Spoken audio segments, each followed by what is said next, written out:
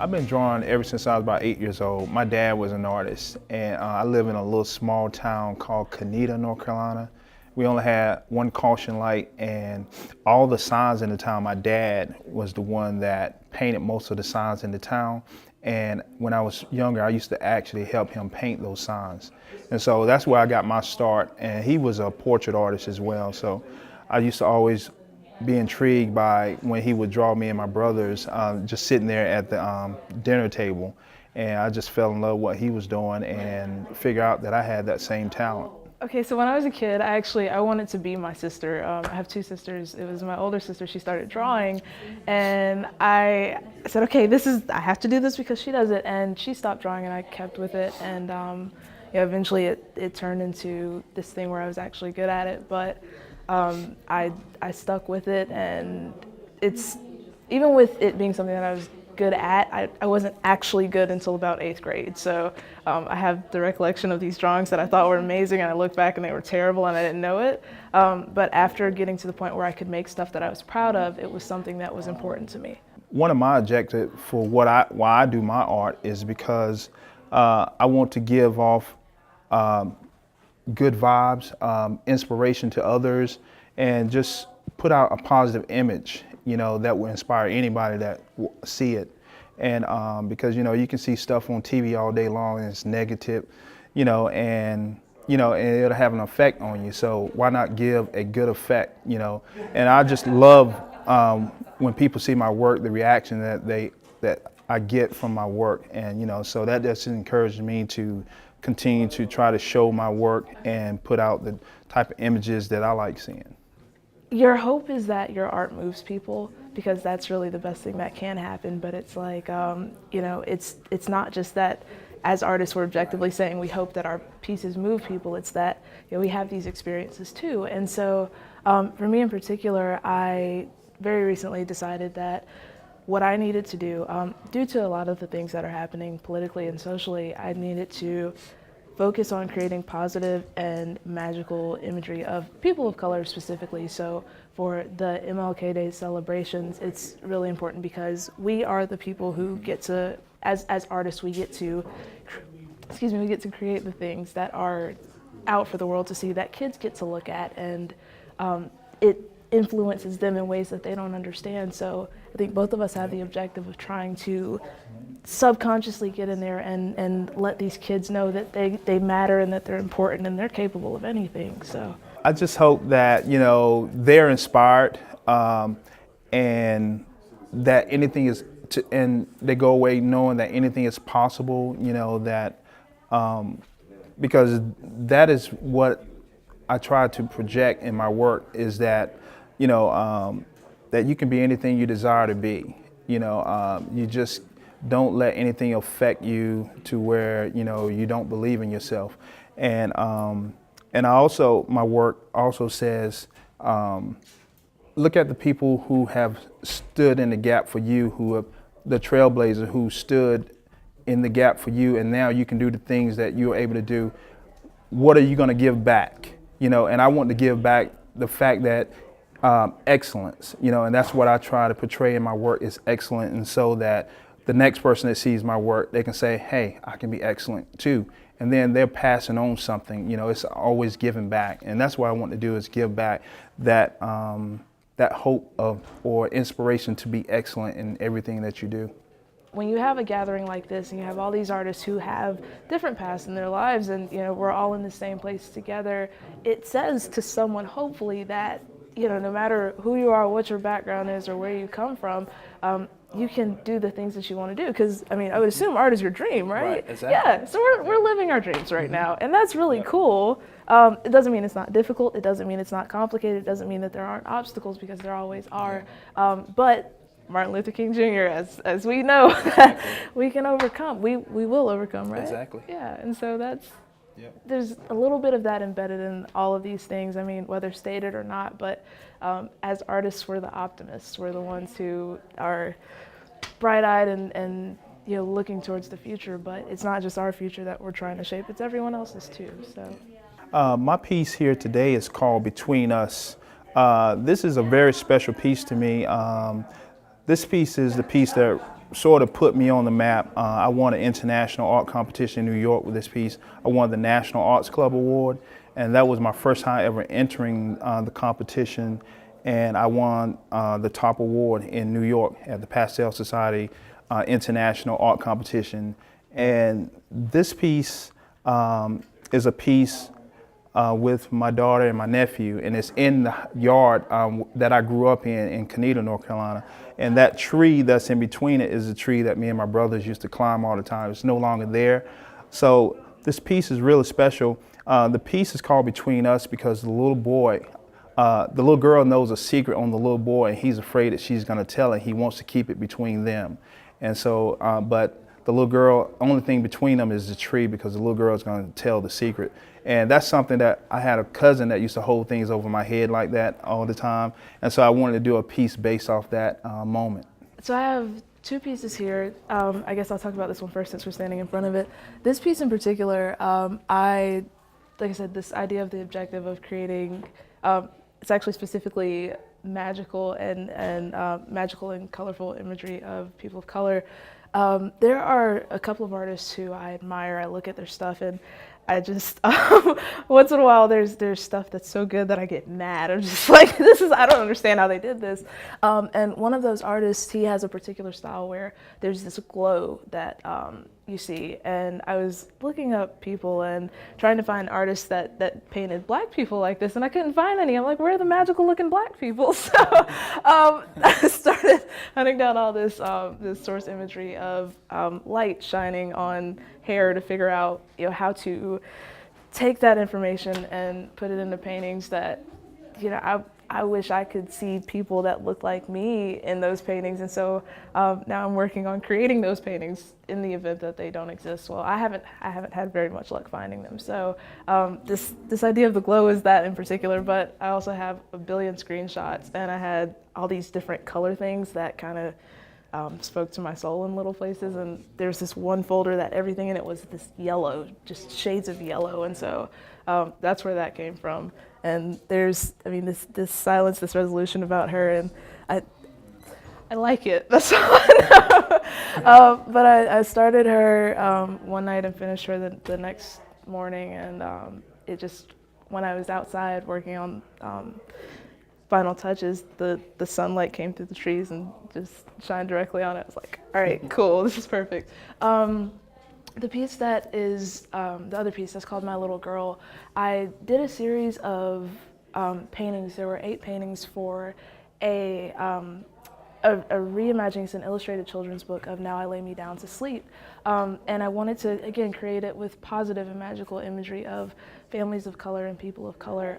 There's a woman named Dr. Beverly Tatum who talks in one of her books about this kid who ends up asking his mom if he has to be black, and she's like, what do you mean? He's like, when I grow up, do I have to be black? And she says, yeah, but why? And he says, well, I want to be fire chief. And the show that he was watching, his favorite TV show, there were no black people who were firefighters. So he's like, he thought that in order to be fire chief, he had to be white, or he couldn't do it because he was black. And so there are things that kids don't really understand about psychology and imagery, whether positive or negative, but to not see yourself in positive depictions, it makes some kids question whether or not they can be in those positive depictions. So what I wanted to do with these illustrations was portray these touching images of closeness between black people, or people of color, I guess, because they're just people of color in general, but between those parents and their children or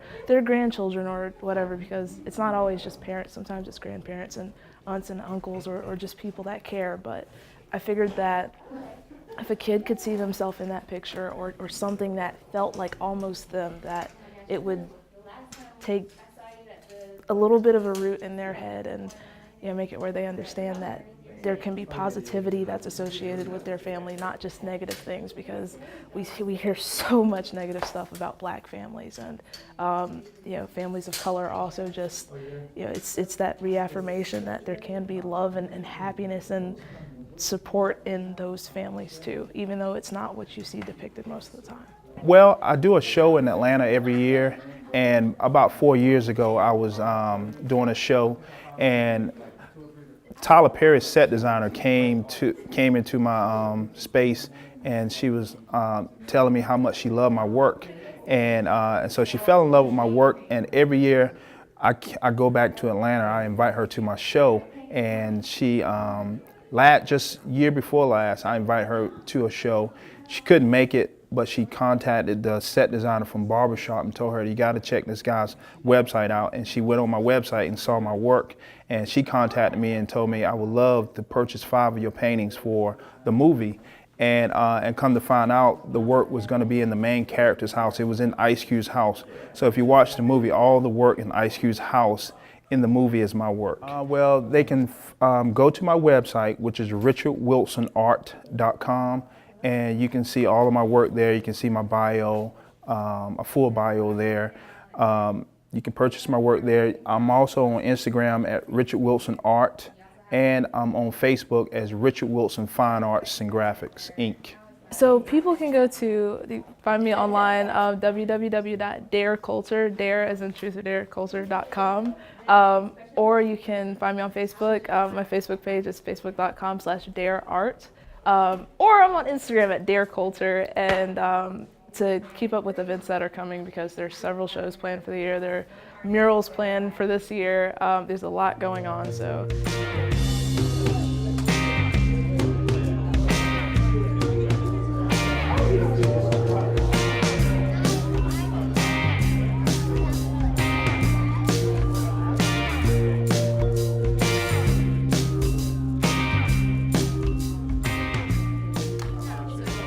This is the Masterpiece exhibit and at the Garner Performing Arts Center, and this is a series of probably, I want to say about 3 or 4. It started out as a solo show for me.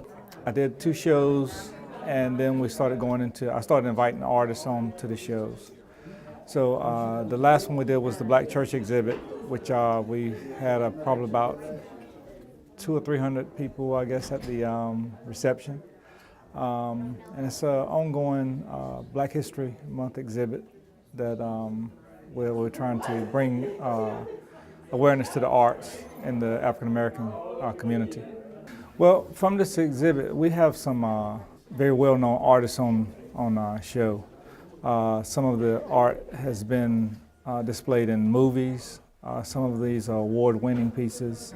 And some of the artists have sold to celebrities, just folks from all walks of life. And what I would like for them to take from it is that they have everyone has a talent.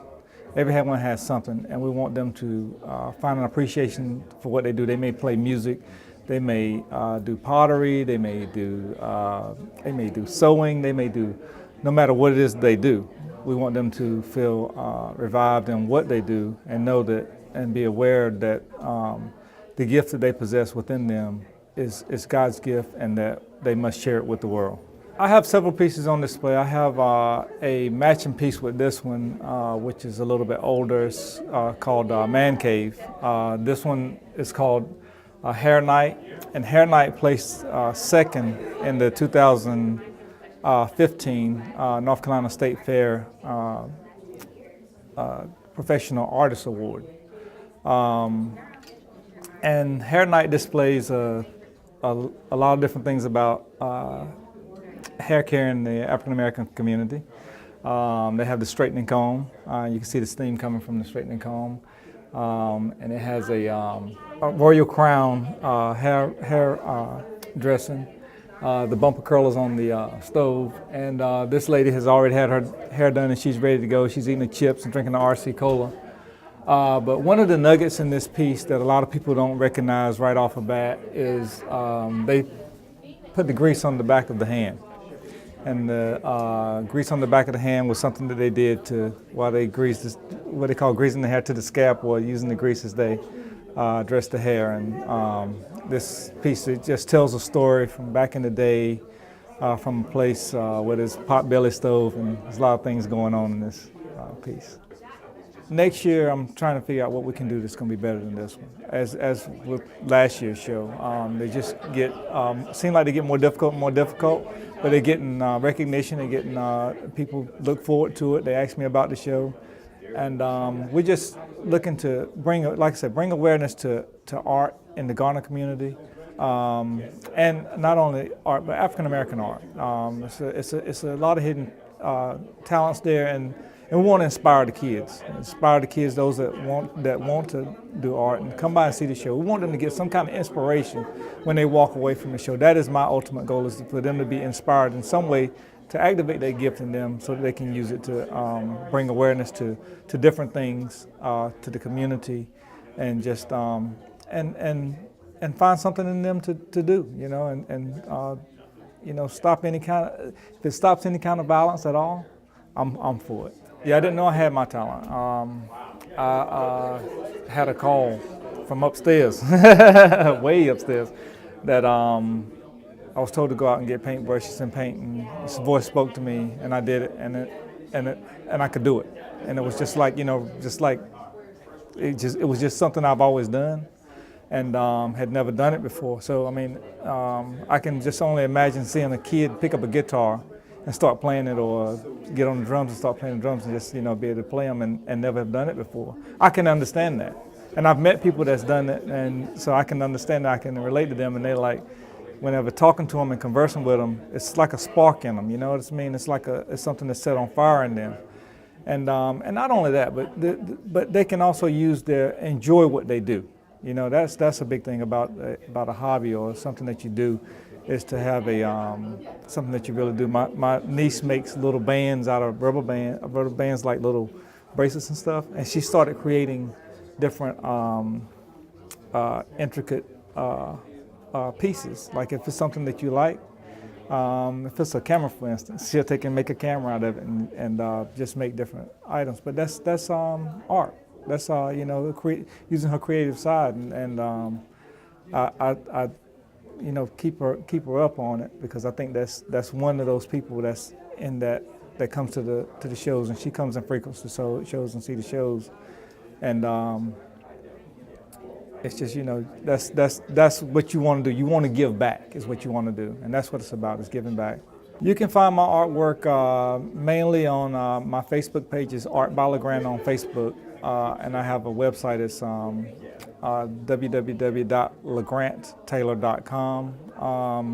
I'll be doing a show at shows at Hayti Heritage up in Durham, off and on.